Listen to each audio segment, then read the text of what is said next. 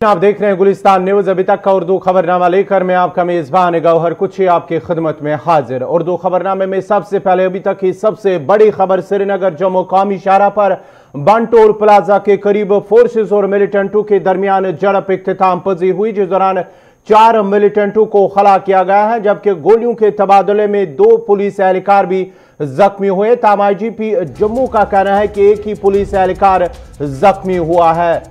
Police का कहना है कि जम्मू से वादी की तरफ जा रही एक ट्रक को नगरोटा बंटोल प्लाजा के करीब नाके के दौरान रोका गया, जिस दौरान ट्रक में मौजूद मिलिटेंटों ने नाका पार्टी पर ग्रेनेड और गोलियां चलाई, जिसके बाद दोनों के दरमियान गोलियों का तबादला शुरू हुआ। फोर्सेस की जानिब से जवाबी कार्रवाई करते हुए ट्रक को धमाके से उड़ा दिया गया, जिसके नतीजे में ट्रक में सवार सभी मिलिटेंटों को खला किया गया है। इब्तिदाई गोलियों के तबादले में 2 पुलिस एहलकार जो जख्मी हुए। ताम आईजीपी जम्मू का कहना है कि एक पुलिस एहलकार जख्मी हुआ, जिसे फौरी तौर पर अस्पताल मुंतकिल किया गया, जहां उसे खतरे से बाहर करार दिया गया है। श्रीनगर जम्मू कौमी शाहरा पर हुई झड़प के बाद नगरोटा और गिरदनवा में सिक्योरिटी के सख्त इंतजाम किए गए हैं, जबकि माता वैष्णो देवी के बेस कैंप में भी सिक्योरिटी की इजाफी नफरी को भी तैनात किया गया है।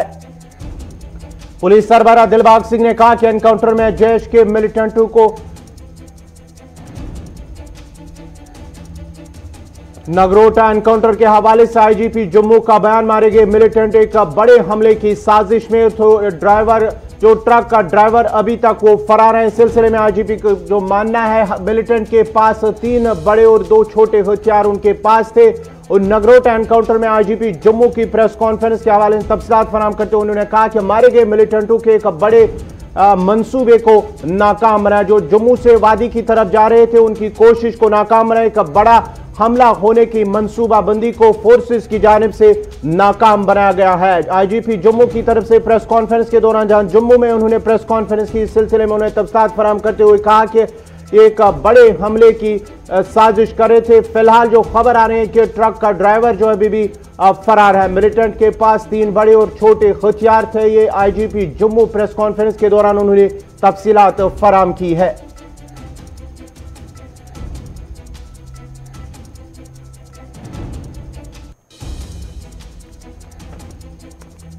श्रीनगर जम्मू कौमी शाहरा पर नगरोटा टोल प्लाजा के करीब बंटोल प्लाजा के करीब आज सुबह तकरीबन 3 बजे के करीब फोर्सेस और मिलिटेंटों के दरमियान झड़प हुई है और इब्तिदाई गोलियों के तबादले में 2 पुलिस एहलकार जख्मी होने की खबर हुई। इस सिलसिले में आईजीपी जम्मू का कहना है कि पुलिस एहलकार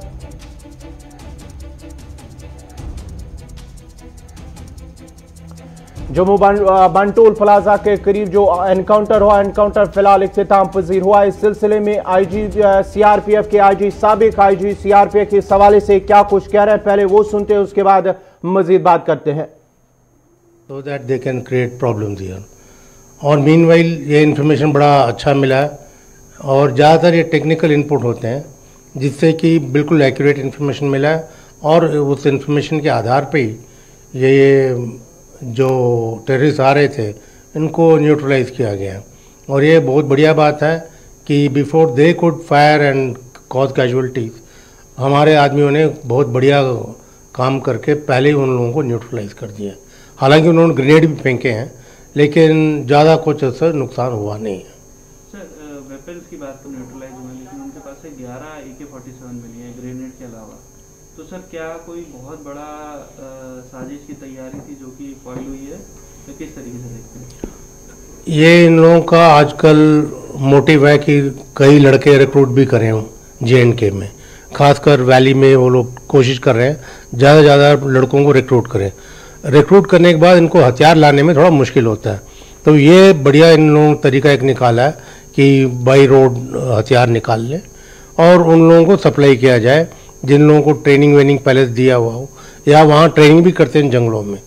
तो उससे ये है कि इससे जाहिर होता है कि इनका इरादा था कि कोई बड़े इरादे से कुछ वहाँ पे गड़बड़ मचाए ताकि वहाँ पे दहशत फैले।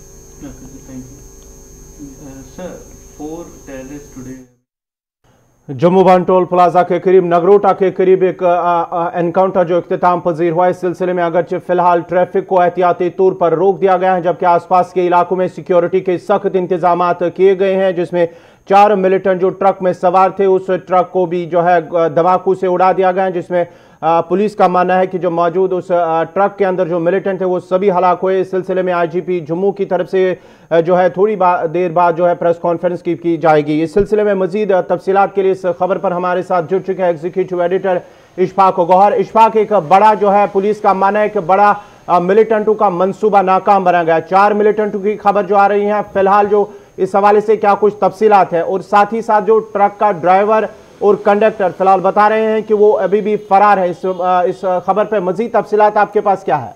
बिल्कुल आपकी बात सही है। एक बड़ी कामयाबी आज जम्मू कश्मीर पुलिस को जम्मू के अंदर मिली है, नगरोटा टोल प्लाजा के पास, जहां पर लगातार सिचुएशन जो थी वो वर्सटाइल हुई थी। उस वक्त जब सुबह इंटेलिजेंस इनपुट आने के बाद वहां पर नाका लगाया गया था सीआरपीएफ और जम्मू कश्मीर पुलिस की तरफ से, और बाद में जब इंटरसेप्ट किया गया उस गाड़ी को जिसके अंदर मिलिटेंट छुपे बैठे थे और उसकी तलाशी लेने चाहिए पुलिस ने, तो वहाँ से फायर किया गया है, जिसके नतीजे में इनिशियली जम्मू कश्मीर पुलिस के 2 जवान जो है वो जख्मी हुए हैं और उन्हें स्टेबल बताया जा रहा है। लेकिन उसके फौरन बाद जो अदर फोर्सेस हैं, जिनमें आर्मी भी है और दीगर लोग हैं, उन्होंने इस पूरे ऑपरेशन के अंदर जम्मू कश्मीर पुलिस का सहयोग किया और तकरीबन 2.5 घंटे से ज़्यादा वक्त तक वहाँ पर यह झड़प जो है वो चलती रही है, जिसके नतीजे में अभी तक जो कन्फर्म खबर अब हमारे सामने आई है वो ये है कि 4 मिलिटेंट जो है वो इस ऑपरेशन के दौरान मारे गए हैं अभी तक।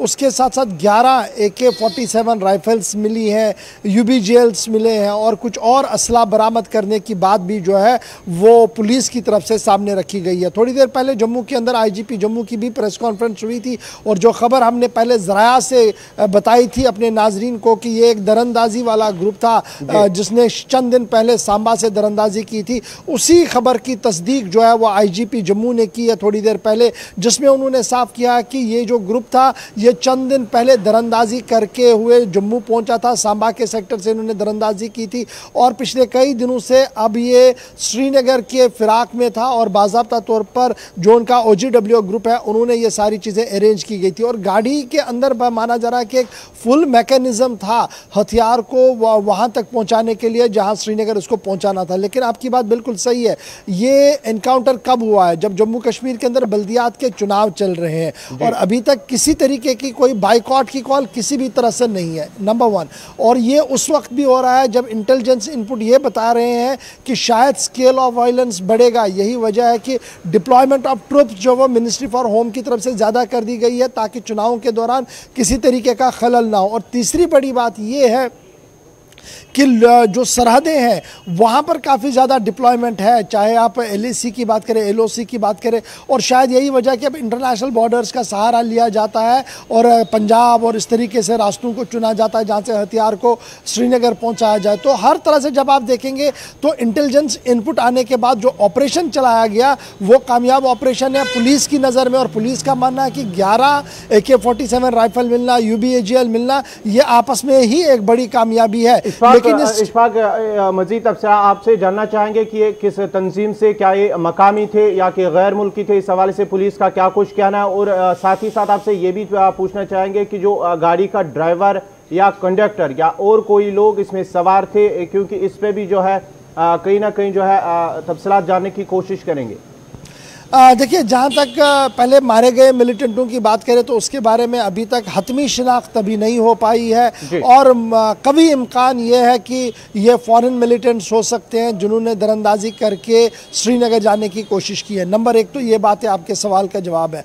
और दूसरा ये कि जो सवार था ट्रक के अंदर वो कहाँ पर है, इस पर अभी भी असमंजस बना हुआ है, इस पर अभी भी तजब्जुब जो है वो बना हुआ है, क्योंकि पुलिस का मानना है कि वो अभी इलाके की तलाशी ले रहे हैं और बहुत जल्द वो एक डिटेल प्रेजेंटेशन के साथ लेकर जो है वो सामने आएंगे। तो कुल मिलाकर ये बड़ी बात है कि इस ऑपरेशन के दौरान जहां पर इतनी ज़्यादा फायरिंग हुई है, खुदकार हथियारों का इस्तेमाल हुआ है, धमाके का इस्तेमाल हुआ है, किसी सिविलियन के जानी या माली नुकसान की कोई इतला नहीं है।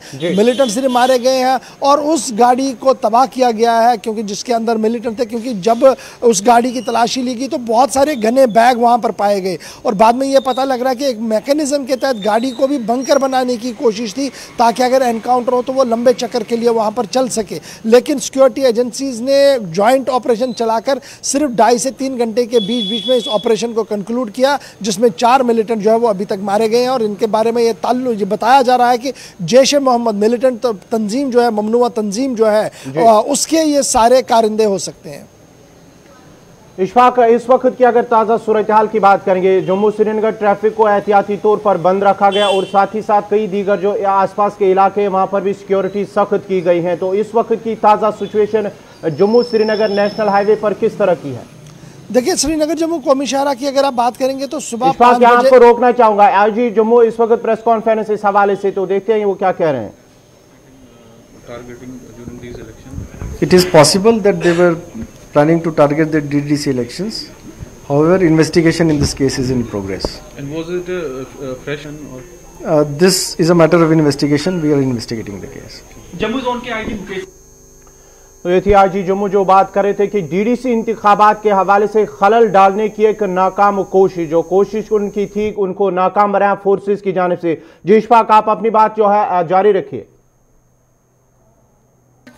इस खबर को मैंने पहले ही कहा कि चुनाव भी है और चुनाव को देखते हुए जैसे आईजीपी कह रहे थे कि एप्रीहेंशंस काफ़ी ज़्यादा है कि ये चुनाव में खलल करने के लिए भी हो, लेकिन जो एक्सपर्ट्स का थोड़ी देर पहले भी हमने चलाया, जो फॉर्मर आईजीपी रह चुके हैं जम्मू कश्मीर के अंदर सीआरपीएफ के, उनका मानना कि लोकल मिलिटेंट्स के पास हथियार नहीं है और वो भी एक सही बात है और उन हथियार वहाँ तक पहुँचाने का भी एक बड़ा मामला जो है वो रहता है। लेकिन ओवरऑल अगर आप देखेंगे ये ऑपरेशन उस वक्त हुआ जब चुनाव हो रहे हैं, तो कभी इम्कान यही है कि शायद ये जो बल्दियाती चुनाव होने जा रहे हैं कश्मीर के अंदर, जिस पर हम देख रहे हैं कि लोगों की एक भारी तादाद जो है वो चुनावी दंगल का हिस्सा बन चुकी है, और जब वो चुनावी दंगल का हिस्सा बनी है तो सीधी सी बात है वोट परसेंटेज काफ़ी ज़्यादा बढ़ेगा, जितने ज़्यादा कैंडिडेट्स होंगे उतना ज़्यादा परसेंटेज भी बढ़ता है।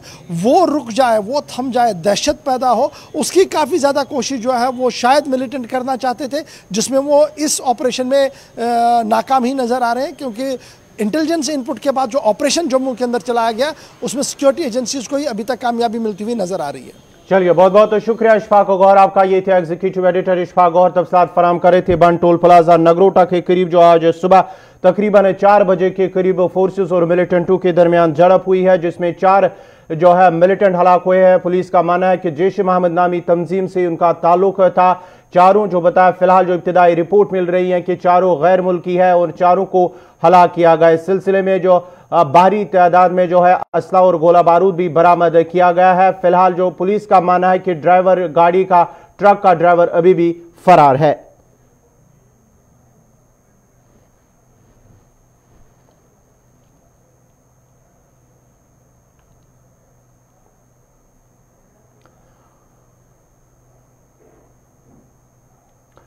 आलमी वबा कोरोना वायरस का न थमने वाला कहर लगातार जारी और पिछले 24 घंटों के दौरान मुल्क भर में कोरोना वायरस के 45,576 नए मासबत मामले सामने आए हैं, जबकि वायरस से मजीद 585 अफराद की मौत भी वाक़या हुई है, जिसके साथ ही मुल्क भर में कोरोना वायरस से मुतासरीन की तादाद 89,58,484 पहुंच गई है, जबकि वायरस से मरने वालों की तादाद 1,31,578 पहुंच गई। जम्मू कश्मीर में पिछले 24 घंटों के दौरान 24,147 टेस्ट किए गए, जिनमें 574 अफराद की रिपोर्टें मज़बूत आई, जिनमें 333 कश्मीर जबकि 241 जम्मू सूबे से ताल्लुक रखते, और इस तरह कोविड-19 मुतासरीन की मजमूई तादाद 1,04,155 हो गई है। इनमें 41,302 जम्मू जबकि 62,853 कश्मीर से ताल्लुक रखते हैं। गुज़श्ता 24 घंटों के दौरान 5 ख़वातीन समेत 9 अफराद कोरोना वायरस से फौत हुए, जिसके साथ ही महलूकून की मजमूई तादाद 1613 पहुंच गई है।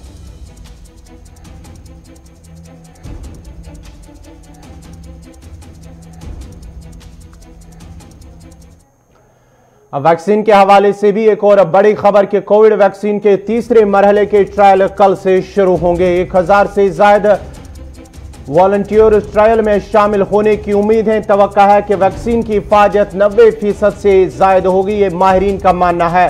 कोवैक्स वैक्सीन के 2 मराहिल मुकम्मल हुए, अब तीसरा मरहला कल से शुरू हो। इस सिलसिले में माहिरीन का क्या कुछ कहना है वो भी सुनते हैं।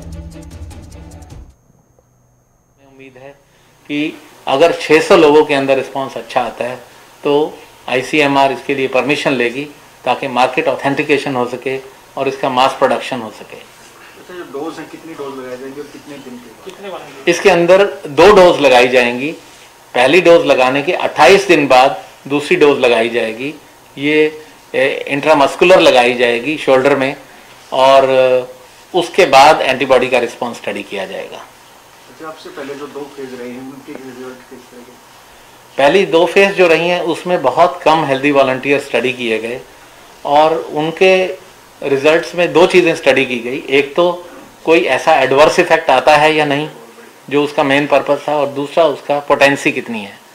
तो पहली 2 फेज में जितने भी हेल्दी वॉलंटियर लिए गए उनमें या तो कोई साइड इफेक्ट नहीं आया या बहुत ही मिनिमल साइड इफेक्ट आए, जैसे इंजेक्शन साइट पे हल्का दर्द होना या 2-3 हेल्दी वॉलंटियर्स को हल्का बुखार आया। इसके अलावा कोई और मेजर साइड इफेक्ट किसी में नहीं नोट किया गया। वैक्सीन अच्छा, जो 3rd फेज है इसमें जो एज ग्रुप है क्या क्या रखा जाएगा? 3rd फेज के अंदर लोअर एज लिमिट 18 साल है, लेकिन अपर एज लिमिट कोई नहीं सेट की गई। कितनी भी एज का आदमी इसके अंदर रजिस्टर करवा सकता है। इसके अलावा एक और भी सुविधा है कि जहां पर 1st और 2nd फेज के अंदर जिन्हें डायबिटीज़, हाई ब्लड प्रेशर, गुर्दे की बीमारी, हार्ट की बीमारी थी, उन्हें एनरोल नहीं किया गया था, लेकिन 3rd फेज के अंदर कोई भी रोगी अगर डायबिटीज़, हाई ब्लड प्रेशर, गुर्दे की बीमारी का है उसे भी इसके लिए रजिस्टर किया जा सकता है।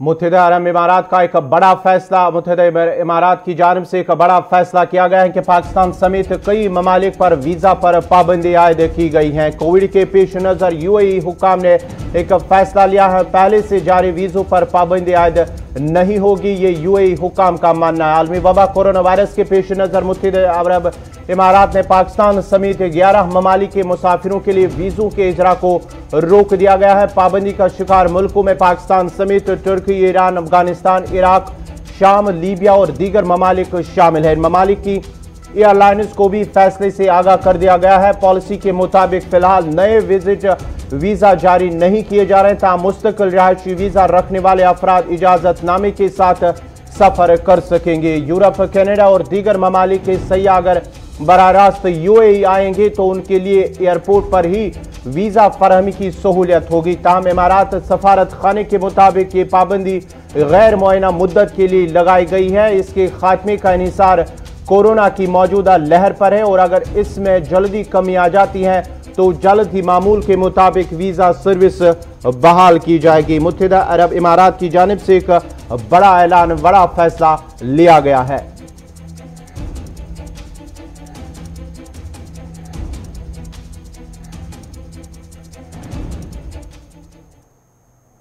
अब लद्दाख से एक और बड़ी खबर आ रही है। उम्मीदवारों ने इंतजामिया पर सवाल उठाए और साथ ही साथ बोर्ड हुकाम पर भी सवाल उठाए हैं। लद्दाख की जानिब से एक बड़ी खबर कि DSSRB करगिल को लेकर उम्मीदवारों ने सवाल उठाए हैं। SC की ओपन मेरिट, SC को ओपन मेरिट में कैसे लिया गया है। उम्मीदवारों का इल्जाम है चंद रोज कबल DSSRB करगिल के नताइज सामने आए थे, उस सिलसिले में इंतजामिया से मामले पर नजरसानी की अपील की गई है। उम्मीदवारों ने सवाल उठाए हैं कि SC को ओपन मेरिट में कैसे लाया गया, जब चंद रोज कबल ही DSSRB करगिल के नताइज जो सामने आए थे उसके बाद ही अब उम्मीदवारों ने जो है इल्जाम लगाया है कि इस सिलसिले में इंतजामिया से मामले पर नजरसानी की अपील की है।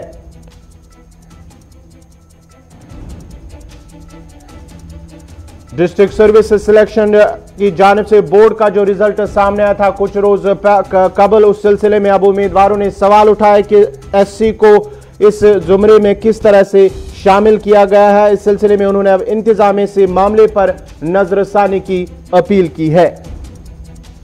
मजीद तफसीलात के लिए सीधा करगिल चलते हैं, जहां हमारे साथ जुड़ चुके हैं मोहम्मद इसाक। इसाक, क्या कुछ तफसीलात है? उम्मीदवारों की जानिब से कुछ इल्जामात आयद किए गए, जो फैसला है, जो हाल ही में जो रिजल्ट सामने आया, नताइज आए थे बोर्ड की जानिब से, इस सिलसिले में उम्मीदवारों ने अब जो है इंतजामिया से अपील की है कि इस पर नजरसानी की जाए। ये पूरा मामला क्या है? जी, अगर हम DSSRB कारगिल के रिजल्ट्स की बात करें, काफी लंबे समय से जिन्होंने पार्ट लिया था इस रिक्रूटमेंट रैली में, उसका रिजल्ट काफी लंबे समय के बाद सामने आने के बाद जिस तरह से बहुत सारे, अगर हम एम्प्लॉयज ज्वाइंट एक्शन कमेटी की बात करें, इंडिविजुअल लेवल पे बात करें, या बाकी जो भारतीय जनता पार्टी के लोकल जो लीडर्स हैं उनकी तरफ से बाहर डिप्टी कमिश्नर को सराहा गया था फ्री एंड फेयर रिजल्ट को लेकर। लेकिन अब जो है कुछ कैंडिडेट्स हैं, इनके खदशा है, इनका मानना है कि रिजल्ट तो सामने आया लेकिन रिजल्ट में कहीं ना कहीं कोताही रही है। वो इसलिए रही है क्योंकि ओपन मेरिट में शेड्यूल कास्ट को कैसे रखा गया है, ये इनका सवाल है। इसी हवाले से इसी मुद्दे पे हमारे साथ एक कैंडिडेट हैं, उन्हीं से जानना चाहेंगे कि आखिर उनकी क्या खदशा है। हालांकि दूसरी जानिब बहुत सारे लोग डिप्टी कमिश्नर को सराह रहे हैं फ्री एंड फेयर रिजल्ट के डिक्लेरेशन को लेकर। क्या कुछ आपकी खदशा है, क्या कुछ आप कहना चाहेंगे? क्या लगता है आपको? आप कह रहे हैं कि SC को ओपन मेरिट में कैसे लिया, क्या ये नहीं हो सकता है? जो ओवरऑल रिजल्ट की बात करें, अगर हम पिछले साल अक्टूबर में एग्जाम हुआ, इस साल अक्टूबर में इसका रिजल्ट आया, एक तो काफी टाइम लगाया। मानता है कि बहुत सारे ऑर्गेनाइजेशंस इसमें फ्री एंड फेयर हुआ है, हम नहीं कहेंगे कि इसमें फ्री एंड फेयर नहीं हुआ है, लेकिन यह भी मानना गलत है कि 100% इसमें फ्री एंड फेयर हुआ है। क्योंकि अगर 100% इसमें फ्री एंड फेयर होता तो इस रिजल्ट में इन्हें कोताही नहीं होती। और खासकर SC को ओपन में लेना, SC वाले ओपन में आ सकता है, ये इशू नहीं है। इशू ये है कि SC वाले डिस्ट्रिक्ट कैडर पोस्ट में आया है। ये जो पोस्ट था एडवर्टाइज हुआ था डिस्ट्रिक्ट कैडर पोस्ट, डिस्ट्रिक्ट के लोगों के लिए डिस्ट्रिक्ट कैडर पोस्ट में था। इशू अब ये बन चुका है कि आपने गैर जो हमारे डिस्ट्रिक्ट के बाशिंदा नहीं है उसको आपने हमारे डिस्ट्रिक्ट कैडर पोस्ट के ओपन की सीट कैसे दे दिया? हम नहीं कि आपका कहने का मतलब है जो ST लोग है उन्होंने ओपन के सीट पे भी कब्जा किया है, जो रिजर्व उनके लिए सीट रखा है वो भी उन्होंने लिया। तो ये चीज जो डिस्ट्रिक्ट कैडर पोस्ट जो JK असेंबली से जो बिल पास हुआ था, जो पोस्ट डिस्ट्रिक्ट कैडर का था, उसमें से इस पोस्ट में ओपन में आपके क्लास 4 की 3 SC टीचर के आप में टीचर के ओपन में 1 SC मींस ये SC वाले अब डिस्ट्रिक्ट कैडर पोस्ट को भी ले रहे हैं।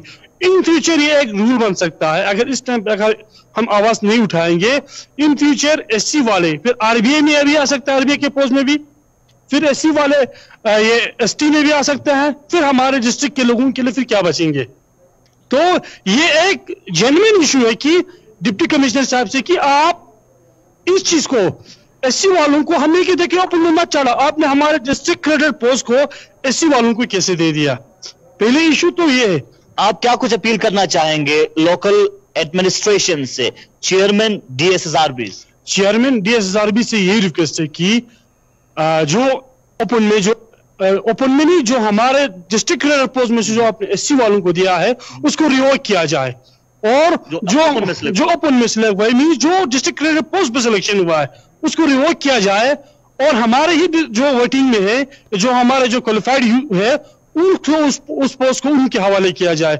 मींस अगर ये नहीं होता है तो हमारे ऊपर ये एक जुल्म है, और इस जुल्म और इस तशद्दुद के खिलाफ हम चुप नहीं बैठेंगे। चलिए, हमारे साथ बात कर रहे थे जो लोकल एक कैंडिडेट, इनका साफ साफ यही कहना है कि जिस तरह से SC के लिए अपने लिए रिजर्व सीट रखा गया है, और आज जब ओपन में भी SC के जो कैंडिडेट सामने आके सीट लेता है तो कहीं ना कहीं डिस्ट्रिक्ट कैडर के हवाले से डिस्ट्रिक्ट के लिए जो पोस्ट्स हैं वो कहीं ना कहीं कमी रहेगा, और आने वाले वक्त में यूथ को चैलेंज करने में, एग्जाम को क्लियर करने में काफी दुश्वारियों का सामना करना पड़ सकता है। बहुत शुक्रिया मोहम्मद इसाक आपका। ये थे करगिल से मोहम्मद इसाक तफसीलात फराहम करे थे, जहां उम्मीदवारों ने अब इंतजामिया से नजरसानी की उम्मीद की और जिला तरक्याती कमिश्नर से अपील की है कि जिस तरह से SC पोस्ट जो ओपन मेरिट में SC जो है उम्मीदवारों को शामिल किया गया, इस सिलसिले में जो फैसला हुआ इस पर नजरसानी की जाए। अब जरा आगे बढ़ते हैं, बात करेंगे। यूं तो जम्मू कश्मीर में बरसों पुराने दर्जनों तरक्याती मंसूबे तशरीह तकमील है। इसी तरह का एक अहम और मजहबी मकाम अखनूर, जहां तारीखी अखनूर किला और दौरान बुद्धमत के आसार कदीम अंबारा मौजूद है। उन मकामात का दौरा जम्मू कश्मीर के पहले लेफ्टिनेंट गवर्नर गिरीश चंद्र मुर्मू ने किया था। LG मुर्मू ने दौरे के दौरान अफसरान को हिदायत देते हुए कहा कि इस अहम और तवारीखी मकाम की शाना रफ्ता बहाल करने के लिए हंगामी बुनियादों पर काम किया जाए। ताहम आज करीब 1 बरस बाद भी पहले LG के अहकामात पर अमल दरामद करने पर हुक्काम नाकाम रही हैं, जबकि फाइलें दफ्तरों में धूल चाट रही हैं। पेश है एक रिपोर्ट।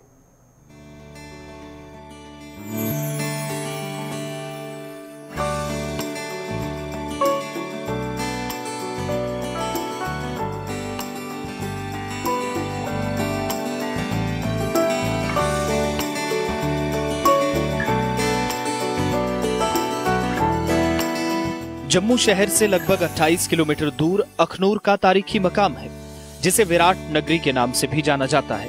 यहीं पर जियापोता का वो घाट है जहां डोगरा सल्तनत की बुनियाद डाली गई। 1822 में इसी मकाम पर पंजाब के महाराजा रंजीत सिंह ने डोगरा महाराजा गुलाब सिंह को जम्मू का राज सौंपा था। इसमें कोई शक नहीं है कि अखनूर तारीखी तौर पर एक अहम मकाम है।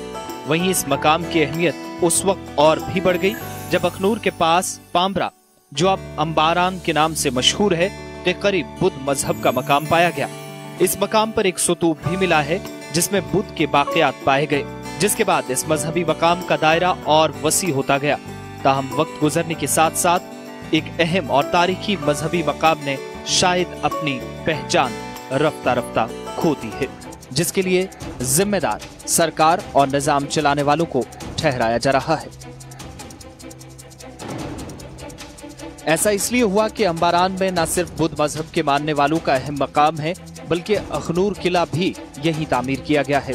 ताहम जम्मू कश्मीर के हालात और अलग अलग दौर में आए हुक्मरानों की कई गलतियां इस कदीम विरासत को बचाने में नाकाम रहे। मौजूदा वक्त में भी निजाम चलाने वालों ने जो गलतियां की हैं या गलतियां की जा रही हैं, इसके सबूत अखनूर के इस तारीखी किले की दीवारों पर आज भी निशान छोड़ कर गए हैं। रवां साल में भी इंतजामिया की एक बड़ी लापरवाही सामने आई, जिसने इस अहम और तारीखी मकाम को नुकसान पहुंचाया, लेकिन इंतजामिया को भी साथ ही कटघरे में खड़ा कर दिया है। इसी के साथ ही अभी तक का उर्दू खबरनामा इख्तिताम पजीर हुआ। चाहता है अपने मेजबान गौहर कुछे को इजाजत दीजिए। अल्लाह हाफ़िज़।